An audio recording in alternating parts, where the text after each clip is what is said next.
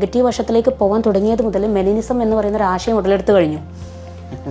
Menism എന്ന് പറയുന്ന ഒരു ആശയം വന്നു കഴിഞ്ഞാൽ ഒരു സമൂഹത്തിന്റെ ഈക്വാലിറ്റിക്ക് വേണ്ടി വാദിക്കുന്ന നമ്മൾക്ക് തന്നെ പുരുഷന് വേണ്ട അവകാശങ്ങളും വകവെച്ച് കൊടുക്കേണ്ടി വരും. ഇവിടെ എന്തിൽ നമുക്ക് ഓവർ പരിഗണന ലഭിക്കുന്നു, ആ പരിഗണന തരുന്നത് ഈ പറയുന്ന വീക്കറും കൂടെ നോക്കിയിട്ടാണ്. നേരെ മറിച്ച് ഇവിടെ മെലിനിസം എന്ന് പറയുന്ന ഒരു പ്രവർത്തനം നമ്മൾ അടുത്തിലുണ്ടായ ഒരു കേസുകൾ തന്നെ സൂചിപ്പിക്കാം. ഒരു ലേഡിക്ക് എത്രത്തോളം അവിടെ എക്സിബിറ്റ് ചെയ്യാൻ പറ്റും, അപ്പോൾ പുരുഷന് എത്രത്തോളം ചെയ്യാൻ പറ്റും, അതവൻ്റെ സ്വാതന്ത്ര്യമായിട്ടാണ് പറയുന്നത് അല്ലേ. എക്സിബിഷൻ എന്ന് പറയുന്നത് എക്സിബിഷനിസ്റ്റിക് എന്ന് പറയുന്നത് പുരുഷനും, അത് സൈക്കോളജിയിൽ തന്നെ പാരാഫീലിയ ഡിസോർഡറിൽ പറയുന്ന ഒന്നാണ് എക്സിബിഷനിസ്റ്റിക് ഡിസോർഡർ എന്ന് പറയുന്നത്. ലൈംഗിക അവയവങ്ങളെ പുറമേക്ക് കാണിച്ചിട്ട് സെക്ഷൽ പ്ലഷർ നേടുന്ന അവസ്ഥയാണ് എക്സിബിഷനിസ്റ്റിക് എന്ന് പറയുന്നത്. അതൊരു പാരാഫീലിയ ഡിസോർഡർ ആണ്, സെക്ഷൽ ഡിസോർഡറിന്റെ ഭാഗമായിട്ട് ചെയ്യുന്ന അല്ലെങ്കിൽ ഒരു രോഗാവസ്ഥ എന്ന് വേണമെങ്കിൽ പറയാം. അപ്പം നമുക്ക് ചിന്തിക്കാം, ഒരു സ്ത്രീ കാണിക്കുന്നത് എക്സിബിഷനിസം അല്ലേ, അതൊരു ഡിസോർഡർ അല്ലേ, അങ്ങനെയാണെങ്കിൽ എനിക്ക് എന്തുകൊണ്ട് ആയിക്കൂടാ എന്നുള്ളൊരു ചോദ്യം പുരുഷന് വരാം. നേരെ മറിച്ച് അവിടെ എക്സിബിഷനിസ്റ്റിക് എന്ന് പറയുന്നത് അവൻ്റെ ലൈംഗിക അവയവം എന്നെ കാണിച്ചു എന്നുള്ളൊരു പോയിന്റിൽ സ്ത്രീ പറയുകയെന്ന് വിചാരിക്കുക. പുരുഷൻ എന്തായിരിക്കും തിരിച്ചു ചോദിക്കാനുള്ളത്? നിങ്ങൾ കാണിക്കുന്ന പലതും എനിക്ക് ലൈംഗിക അവയവമാണ്. ഈ ലൈംഗികത എന്ന് പറയുന്നതും അവയവം എന്ന് പറയുന്നത് ഏത് പോയിന്റിലാണ് നമുക്ക് നിർത്താൻ പറ്റുക? അതായത് ലൈംഗികത എന്ന് പറയുന്നത് ഏത് അംഗമാണ് എന്നുള്ളൊരു തീരുമാനത്തിലേക്ക് നമ്മൾ എത്തേണ്ടി വരും. അവിടെ പുരുഷന് എത്ര അംഗങ്ങളുണ്ട് കാണിക്കാൻ, സ്ത്രീക്ക് എത്ര അംഗങ്ങളുണ്ട് എന്നുള്ളത്, പിന്നെ പലപ്പോഴും സ്ത്രീ സാഹചര്യങ്ങൾ അല്ലെങ്കിൽ സ്ത്രീ സമൂഹത്തെ സൊസൈറ്റിയിൽ ഏറ്റവും കൂടുതൽ പ്രതിഫലിക്കുന്ന TV ഷോകൾ മാധ്യമങ്ങളിലൊക്കെ എത്രത്തോളം ഏതെല്ലാം ഭാഗങ്ങൾ ഇത്തരത്തിലുള്ള സെക്ഷൽ ഓർഗൻസ് ആയിട്ട് എടുക്കുന്നു എന്നുള്ളൊരു ചോദ്യം ഇവിടെ വരുന്നുണ്ട്. അപ്പോൾ ഇതൊക്കെ വലിയ തരത്തിലുള്ള പ്രോബ്ലംസ് ഉണ്ടാക്കുന്ന ഒരു മേഖലയും കൂടിയാണ്. നമ്മുടെ കൺസിഡറേഷൻ അത്രത്തോളം നമുക്ക് പുറകോട്ട് പോകുന്ന ഒരു സമീപനങ്ങളാണ് നിലവിലുള്ള സാഹചര്യങ്ങൾ ഇപ്പോൾ ഉണ്ടാക്കിക്കൊണ്ടിരിക്കുന്നത്. കൃത്യമായിട്ട് പറയുകയാണെങ്കിൽ നമ്മൾ എക്സിബിറ്റ് ചെയ്യുന്നില്ല എന്ന് പറയുമ്പോഴും നമ്മളൊരു എക്സിബിഷന് ശ്രമിക്കുന്നു എന്നുള്ളൊരു സാധ്യത ഇവിടെ പലപ്പോഴും വരുന്നുണ്ട്. എല്ലാവരും അങ്ങനെയാണെന്നല്ല, ഒരു സാഹചര്യത്തിനനുസരിച്ചിട്ട് അത്തരത്തിലുള്ള വേഷങ്ങൾ ഓക്കെയാണ്. പക്ഷേ അതൊക്കെ ചെയ്യുമ്പോൾ തന്നെ മറ്റുള്ളവരെ ശത്രുപക്ഷത്തെ നിർത്തിക്കൊണ്ട് ഞങ്ങളാണ് ശരി എന്നുള്ള വാദം വന്നു കഴിഞ്ഞാൽ മറു ചോദ്യങ്ങളെ നമുക്കൊരിക്കലും ഈ പറയുന്ന പോയിന്റിൽ നമ്മളിതൊരു ഫീൽഡിലേക്കാണ്, നമ്മുടെ ഷോയിലേക്കാണ്, അല്ലെങ്കിൽ നമ്മൾ ഒരു തരത്തിൽ ഇത് സമൂഹത്തിൽ വേണ്ടതിലേക്കാണ് എന്നൊരു പ്രതിഫലനം അവിടെ സാധ്യമല്ല. ഇപ്പോൾ നല്ല ഫോട്ടോഷൂട്ടുകൾ വരാറുണ്ട്, നല്ല ക്രിയേറ്റീവായിട്ടുള്ള ആർട്ടിസ്റ്റുകൾ മുന്നിലുണ്ട്. ഒരു ഫ്ലവർ മറച്ചുകൊണ്ട് ശരീരഭാഗങ്ങളാക്കി ഒരു പൂവിൻ്റെ പ്രതിനിധാനം കൊടുക്കുമ്പോൾ അതൊരു ക്രിയേറ്റിവിറ്റി എന്നുള്ള നിലയിൽ അടയാളപ്പെടുത്താൻ സാധ്യത കൂടുതലാണ്. എന്നാൽ ഇതൊരു ശത്രുപക്ഷം വന്നു കഴിഞ്ഞ് ഇത് ക്രിയേറ്റീവ് അല്ല, മറിച്ച് ഞങ്ങൾക്ക് നിങ്ങളെ കാണുമ്പോൾ ഇങ്ങനെയാണ് തോന്നുന്നത്, നിങ്ങളുടെ അംഗങ്ങൾ ഓരോന്നും ഇങ്ങനെയെന്ന് ഒരു വ്യക്തി പറഞ്ഞു കഴിഞ്ഞാൽ അത് ലൈംഗികതയുടെ അടയാളമല്ല എന്ന് നമുക്ക് സൂചിപ്പിക്കാൻ പറ്റില്ലല്ലോ. ശില്പങ്ങളും ഒക്കെ നമ്മൾ എടുത്തുകൊണ്ടുവരിക, അങ്ങനെ പരാതികൾ പറയാൻ പറ്റില്ല. അതായത് ഞാൻ പറയുന്നത് സാഹിത്യം എന്ന് പറയുന്നതുണ്ട്, സംസ്കാരം എന്ന് പറയുന്നുണ്ട്, അടയാളപ്പെടുത്തലുകൾ എന്ന് പറയുന്നുണ്ട്. സ്ത്രീയെ കൃത്യമായിട്ട് ഞാൻ മനസ്സിലാക്കിയെടുത്തോളം എൻ്റെ വായനകളിൽ പൂർണ്ണമായിട്ട് അത്ര കണ്ട് പ്രാധാന്യം വന്നതുകൊണ്ടാണ് ഇത്ര കണ്ട് സ്ത്രീകൾക്ക് ലഭിച്ചുകൊണ്ടിരിക്കുന്നത് എന്നുള്ള വായന എനിക്ക് പൂർണ്ണമാണ് കേട്ടോ. ഞാൻ ആ പോയിന്റിൽ നിന്ന് ഒരു തരി പോലും ഞാൻ അവശതയാണ്, എന്നെ ആരോ നോവിക്കുന്നു, എന്നെ തഴയ്ക്കുന്നു എന്നുള്ള പദം ഒരിക്കലും, അതെൻ്റെ ഏറ്റവും വലിയ ഡീമറേറ്റായിട്ടാണ് ഞാൻ കരുതുന്നത്. അതായത് എന്തിനാണ് ഇങ്ങനെ എരവേഷം എന്നുള്ള ചോദ്യം പലപ്പോഴും ആവർത്തിക്കാറുണ്ട്. നിങ്ങൾക്ക് കഴിവുണ്ടോ? നിങ്ങൾക്കൊരു പുരുഷനേക്കാൾ മുകളിലാകണോ? ആവാം, അത് നിങ്ങൾക്ക് എബിലിറ്റി ഉണ്ടായിരിക്കണം, നിങ്ങൾക്ക് കഴിവുണ്ടായിരിക്കണം. അല്ലാതെ നമ്മൾ ഞങ്ങൾ അങ്ങനെയാക്കുന്നു, ഞങ്ങളെ സമൂഹം ഇങ്ങനെയാക്കുന്നു എന്ന് പറയുന്ന വാദത്തിൽ വിശ്വസിക്കുന്നില്ല. അങ്ങനെയാണെങ്കിൽ അത്ര നല്ല കഥാപാത്രങ്ങൾ ഉണ്ടാവില്ല. നമ്മൾ മനസ്സിലാക്കേണ്ട ഒരു വിഷയം എന്താണെന്ന് പറയുക, ഇതിൽ ഒരു വ്യക്തി ഒരുപാട് ആൾക്കൂട്ടത്തിൽ നിന്ന് ഒരുപാട് ആളുകൾ ഉയർന്നു വരുന്നതിൽ നിന്ന് വ്യത്യാസമുണ്ട് ഒരൊറ്റ പെണ്ണ് കടന്നു വരുന്ന മേഖലക്ക് എന്ന് പറയുന്നത്. അത് അത്രത്തോളം ശക്തിയുള്ളൊരു സ്ത്രീയാണ്. പുരുഷന് ആൾറെഡി എല്ലാ കാലഘട്ടത്തിലും അവൻ മുന്നിൽ വന്നൊരു വ്യക്തിയാണെന്നാണ് നമ്മുടെ വായനകൾ, അല്ലെങ്കിൽ നമ്മൾ അങ്ങനെയാണ് കാണുന്നത്. പക്ഷേ നിങ്ങൾ നോക്കുക, ഈ പുരുഷനിൽ നിന്നും ഇത്രയധികം പുരുഷന്മാരിലും ഒരു സ്ത്രീ കടന്നു വരുന്നൊരു ഏരിയ എന്ന് പറയുന്നത് അത്രമേൽ ശക്തിയാണ് ആ കഥാപാത്രം എന്നുള്ളതാണ്. ഞാൻ അങ്ങനെയാണ് അതിനെ വായിക്കുന്നത്. 100-ൽ നിന്ന് 1 ഉയർത്ത് എഴുന്നേറ്റ് വരുന്ന പറയുമ്പോൾ 100-നേക്കാൾ മേലെയാണ് എന്നുള്ളതാണ്. അല്ലാതെ ഈ 100-ൽ 100 വരുന്നത് ശക്തിയാണെന്ന് ചിന്തിക്കുന്നില്ല. പക്ഷെ അതൊരു സാധാരണ സംഭവമായി വന്നു കഴിയുമ്പോൾ പിന്നെ അങ്ങനെ ഒരു ടോക്കേ ഉണ്ടാവില്ലല്ലോ. ഇല്ല, അങ്ങനെ ഒരു സാധാരണ സംഭവത്തിലേക്ക് വരണമെങ്കിൽ ഞാൻ നേരത്തെ പറഞ്ഞതിലേക്ക് തന്നെ തിരിച്ചു പോകേണ്ടി വരും. അധികാരം, പണം, സമ്പത്ത് എന്ന് പറയുന്നതിൽ ഇതിൽ നമുക്ക് അത് പുരുഷനും അങ്ങനെ തന്നെ. പുരുഷൻ ഇമോഷണലി ഇപ്പം നിങ്ങൾ ആലോചിക്കുക, അതൊക്കെ പറയുമ്പോഴും വിവാദ പരാമർശങ്ങളാണ്.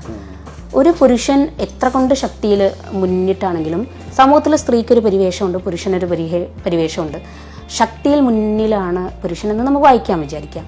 സ്ത്രീ നൈർമല്യം കൊണ്ട്, സ്നേഹം കൊണ്ട്, ലാളിത്യം കൊണ്ട്, സൗന്ദര്യം കൊണ്ട് എന്നും പറയാം. ഇനി പൂവൻകോഴിയാണോ പെടക്കോഴിയാന്നുള്ള ചർച്ചക്ക് വരും.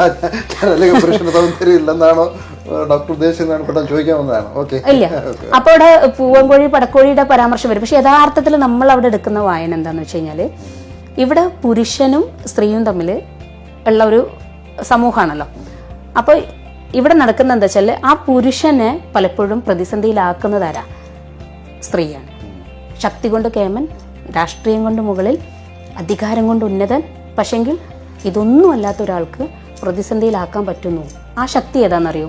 സ്ത്രീയുടെ സ്നേഹം, ലാളിത്യം, വൈകാരികത എന്ന് പറയുന്ന മുഹൂർത്തം തന്നെയാണ്. അവിടെ നമ്മളത് സ്ത്രീയെ പലപ്പോഴും ആളുകൾ വേറെ രൂപത്തിൽ കൊണ്ടുകെട്ടാൻ ശ്രമിക്കും. പക്ഷെ അത് സ്ട്രാറ്റജി എന്നുള്ള പോയിന്റിലാണ് ഞാൻ കാണുക. അതായത് പണ്ട് കാലത്ത് യുദ്ധതന്ത്രങ്ങൾ മെനയുമ്പോൾ സമൂഹത്തിൽ ദേവദാസി എന്ന് പറയുന്ന ഒരു സ്ത്രീ സമൂഹമുണ്ട്.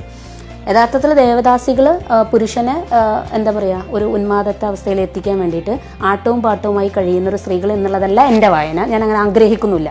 മറിച്ച് നന്നായി കേമത്തത്തോട് കൂടിയിട്ട് മുന്നോട്ട് യുദ്ധം നയിച്ചു പോകേണ്ട ഒരു പുരുഷനെ ഒരു ആലയ്ക്കുള്ളിൽ തളച്ചിട്ട് മദ്യം കൊടുത്ത്, അല്ലെങ്കിൽ അവളുടെ ശാരീരികമായിട്ടുള്ള പ്രവർത്തനങ്ങളോ എന്തോ ആവട്ടെ, അവിടെ അത് വെച്ച് കീഴ്പ്പെടുത്തിക്കൊണ്ട് അവൻ്റെ യുദ്ധതന്ത്രങ്ങളെ പൊളിച്ചെടുക്കുകയും അവൻ്റെ അധികാരങ്ങൾ പൂർണ്ണമായിട്ട് കൈവരുത്തുകയും ചെയ്യുന്ന പുരുഷൻ പറഞ്ഞേച്ച, അതായത് പുരുഷൻ അപ്പോഴും ടൂളായിട്ട് ഉപയോഗിക്കേണ്ടി പറഞ്ഞേക്കുന്ന, അല്ലെങ്കിൽ പുരുഷൻ ഒരു സ്ത്രീയും ആയിക്കോട്ടെ, രാജ്യങ്ങൾ അങ്ങനെയാണല്ലോ. പക്ഷെ അവിടെ ആ സ്ത്രീ എന്ന് പറയുന്നത് സ്ട്രാറ്റജിയിൽ ഏറ്റവും വലിയ വെപ്പണാണെന്നാണ് ഞാൻ പറയാം. അവിടെയും നമ്മളത് ഒരു പ്രോസ്റ്റിറ്റ്യൂഷനോ അല്ലെങ്കിൽ വേശ്യാവൃത്തി എന്നൊക്കെ പറയുന്ന നെഗറ്റീവായിട്ടുള്ള വേർഡ്സ് നമുക്ക് ഉപയോഗിക്കുന്നതിൽ അപ്പുറത്തേക്ക് സ്ട്രാറ്റജി കൊണ്ട് ഒരു പുരുഷൻ ഇത്ര കണ്ട് ശക്തനായിട്ടുള്ള ഒരാളോടെ തഴച്ചിട്ടു അവർ. അത് തന്നെയാണ് നിങ്ങൾ നിലവിലുള്ള പ്രതലങ്ങൾ പരിശോധിക്കുന്ന സമയത്ത് പലപ്പോഴും ഉന്നതിയിലെത്തുന്ന പലവർക്കും ഒരു പ്രതിസന്ധി എന്ന് പറയുന്നത് ഒരു സ്ത്രീയാണ്. കുറേ ചോദ്യങ്ങൾ അവശേഷിക്കുന്നുണ്ട്. ഞാൻ പറഞ്ഞില്ല, അവസ്ഥ കൊണ്ടായി പോകുന്നതും പർപ്പസ്ഫുള്ളി ഒരു കാര്യം ചെയ്യുന്നത് തമ്മിൽ വ്യത്യാസമുണ്ട്. അങ്ങനെ ഒരുപാട് ചോദ്യങ്ങൾ നമ്മുടെ മുമ്പിൽ വരുന്നുണ്ട്. അവിടെയും എന്താണെന്നറിയോ, അവിടെയും എന്താ വെച്ചാൽ നമ്മൾ പറഞ്ഞ ഈ ഒരു സ്ട്രാറ്റജി എന്ന് പറയുന്നത് പുരുഷനും പ്രയോഗിക്കാമല്ലോ. പുരുഷന് ഈ സ്ട്രാറ്റജി കൃത്യമായിട്ട് പ്രയോഗിക്കാം. അതായത് ഒരു സ്ത്രീ ഉയർന്ന തട്ടിലേക്ക് കടന്നു വരുമ്പോൾ അവരെ നേരത്തെ പറഞ്ഞ ഒരു മാർക്കറ്റിംഗ് ടൂളായിട്ട് അല്ലെങ്കിൽ ഇത്തരത്തിലുള്ള നമ്മൾ നെഗറ്റീവായിട്ട് ഉപയോഗിക്കുന്ന വാക്കിലേക്ക് കൊണ്ട് കെട്ടാനുള്ള കഴിവുള്ളവനും അപ്പുറത്തുണ്ട്. ഓക്കെ, ഇതിനെക്കുറിച്ചൊക്കെ നമ്മൾ വാദാരോധം സംസാരിച്ചു. ഇപ്പോൾ ഈ നളിനി ജമീലയൊക്കെ പോലുള്ള പിന്നെ സ്ത്രീ എന്ന് ഉദ്ദേശിക്കുന്നത് സ്ത്രീ ആയതുകൊണ്ട് ആ ഒരു പദമാണ് ഉപയോഗിക്കുന്നത്. അപ്പോൾ അവരുടെയൊക്കെ ഒരു അവസ്ഥ അതൊരു മെറിറ്റാണോ ഡീമെറിറ്റാണോ? അവർ നല്ല രീതിയിൽ നമ്മുടെ വീഡിയോയിലൊക്കെ ഒന്ന് സംസാരിക്കുന്നു. അത് ഡോക്ടറുടെ ഒരു കാഴ്ചപ്പാടിൽ അവരെയൊക്കെ എങ്ങനെയാണ് ഉൾക്കൊള്ളുന്നത്? ഞാനത് രണ്ട് തരത്തിൽ ഉൾക്കൊള്ളാം. ഒന്ന്, അവരെടുത്തത് അവരായിട്ട് സമ്മതിക്കുന്ന ഒരു പൊസിഷൻ, ജോബ് ആണെങ്കിൽ നമുക്കത് അംഗീകരിക്കാം എന്നുള്ളതാണ്. അവർ പറയുന്നത് അവരായിട്ട് അത് എടുക്കുന്ന, ഞാൻ പറയുന്ന വാക്ക് വളരെ വ്യക്തമാണ്. അത് നമ്മുടെ പ്രേക്ഷകർ കൂടി ഒന്ന് ശ്രദ്ധിക്കണം. ഡോക്ടറുടെ വാക്കുകൾ വിലപ്പെട്ട വാക്കുകളാണ്. എൻ്റെ വാക്കിൽ നിന്ന് ഒരിക്കലും ഒരു നെഗറ്റീവായിട്ട് എന്നെ കിട്ടാവുന്ന രൂപത്തിൽ ഞാൻ പറയാറില്ല. വളരെ സ്ട്രാറ്റജിക്കലി ഞാൻ പറയില്ല. ഞാൻ MBA കാരിയാണ്. സ്ട്രാറ്റജിക് മാനേജ്മെന്റിലാണ് എൻ്റെ റിസർച്ച് നടക്കുന്നെങ്കിൽ എൻ്റെ പദപ്രയോഗങ്ങൾ വളരെ ശ്രദ്ധാപൂർവ്വം ഞാൻ ചെയ്യാറുള്ളൂ. നളിനി ജമീല എന്ന് പറയുന്നവർക്ക് അവർക്കതൊരു ജോലിയാണ്. അതിൽ നിന്ന് ഫൈനാൻഷ്യലി ഞാൻ ഏൺ ചെയ്തു, എൻ്റെ കുടുംബം ഞാൻ നോക്കി, എൻ്റെ ഭക്ഷണം ഞാൻ അതിൽ നിന്ന് കണ്ടെത്തി, എൻ്റെ മക്കളുടെയോ അല്ലെങ്കിൽ നമ്മുടെ ഫാമിലിയുമായി ബന്ധപ്പെട്ടുള്ള കാര്യങ്ങൾ സോഷ്യൽ സിസ്റ്റത്തിലെല്ലാം ഞാൻ അതിൽ നിന്ന് എടുത്തു എന്ന് അവർ സമ്മതിക്കുന്ന പക്ഷം ഒരു സ്ത്രീ എന്നുള്ള നിലക്ക് അവരുടെ അന്നത്തെ പ്രയാസങ്ങളും പ്രശ്നങ്ങളും സമൂഹത്തിൽ ഒരു സ്ത്രീ എന്നുള്ള നിലക്ക് എക്സിസ്റ്റ് ചെയ്യേണ്ടതിൻ്റെ മൂല്യങ്ങളും മുൻനിർത്തി അംഗീകരിക്കും. എന്നാൽ ഒരിക്കലും അത്തരത്തിൽ അവർ പറയുന്ന കഥകളിൽ നിന്ന് തന്നെ, വായനയിൽ നിന്ന് തന്നെ ഞാൻ ഒരിക്കലും ആഗ്രഹിച്ചിരുന്നില്ല ഇങ്ങനെയാവാൻ. എനിക്കൊരിക്കലും താല്പര്യമില്ലായിരുന്നു ഇങ്ങനെയാവാൻ. ഞാനതുകൊണ്ട് ഒരുപാട് വേദനകൾ അനുഭവിച്ചു. എൻ്റെ മക്കൾക്ക് പോലും ഇപ്പോഴും താല്പര്യമില്ലാത്ത പ്രവൃത്തിയാണ് ഞാൻ ഇത്തരത്തിലുള്ള ഇൻ്റർവ്യൂവിന് വന്നിരിക്കുന്നത് പോലും എന്ന് പറയുന്ന ഒരു സ്ത്രീയുടെ സങ്കടത്തെ മുൻനിർത്തിയിട്ടാണെങ്കിൽ ഒരു സ്ത്രീകളും അത്തരത്തിലൊരു പുരുഷന് അത്തരത്തിൽ ഉപയോഗിക്കാൻ പറ്റുന്ന രൂപത്തിൽ പോവരുത് എന്നുള്ളതാണ്. അതിന് രണ്ട് വശമാണ്.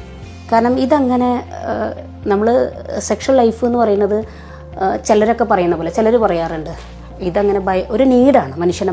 ഞാൻ എപ്പോഴും പറയാറ് എന്താ വെച്ചാൽ, ഒരു മനുഷ്യൻ്റെ നോർമൽ വികാരങ്ങളെ പോലെ, അല്ലെങ്കിൽ നമ്മൾ ഭക്ഷണം കഴിക്കുന്ന പോലെ, അല്ലെങ്കിൽ നമ്മൾ ടോയ്ലറ്റ് പോകുന്ന പോലെ ഉള്ളൊരു വികാരം തന്നെയാണ് സെക്സ് എന്ന് പറയുന്നതും.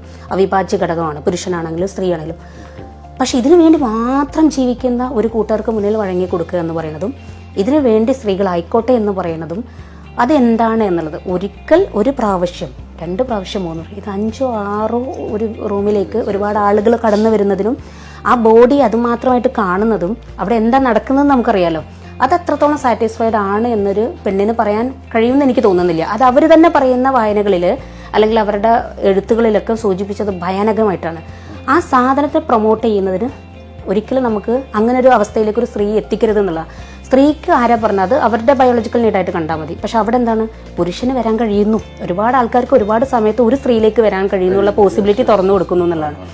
അത് അവർക്ക് എത്രത്തോളം ഹാനികരമാണ്, അത്രത്തോളം സേഫാണ് ഈ വരുന്ന ആളുകൾ അവർക്കറിയാം. പരാതിയില്ല സമൂഹത്തിൽ, അതാണ് ഏറ്റവും വലിയ രസം. അല്ല, പരാതിയില്ല. ഈ ഒരു പിന്നെ എന്താ ദുർനടത്തം ഒരു പരാതിയിലേക്കും പോകുന്നില്ല. പരാതിയിലേക്ക് പോവാത്തത് എന്താന്ന് വെച്ച് കഴിഞ്ഞാൽ അംഗീകരിക്കുന്ന സ്ത്രീകൾ അപ്പുറത്തുണ്ട് എന്നുള്ളതും കൂടിയല്ലേ പരാതി അല്ലേ.